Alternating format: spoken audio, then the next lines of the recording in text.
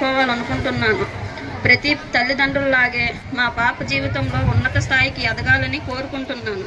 చదువులో మాత్రమే కాదు, విలువలతో కూడిన వ్యక్తిగా సమాజానికి ఉపయోగపడేలా మా అమ్మాయి ఉండాలని ఆశిస్తున్నాను.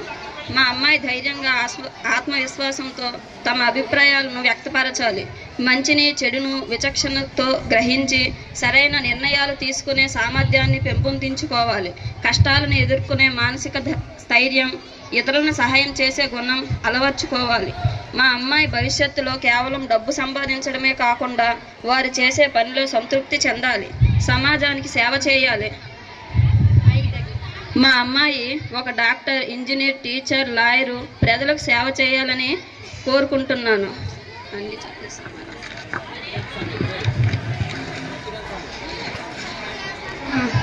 అమ్మాయి ప్రభుత్వ అధికారిగా ప్రజలకు సేవ చేయాలని ఆశిస్తున్నాను. ప్రభుత్వ పాఠశాలల్లో మా పిల్లలు ఉచిత విద్య అందించడమే కాకుండా పుస్తకాల నుండి యూనిఫామ్ వరకు అన్నీ ఉచితంగా అందిస్తున్న ప్రభుత్వానికి, ఈ పాఠశాలకు నా ప్రత్యేక ధన్యవాదాలు. పేద మధ్యతరగతి కుటుంబాలకు ఇది ఎంతగానో ఉపయోగపడుతుంది.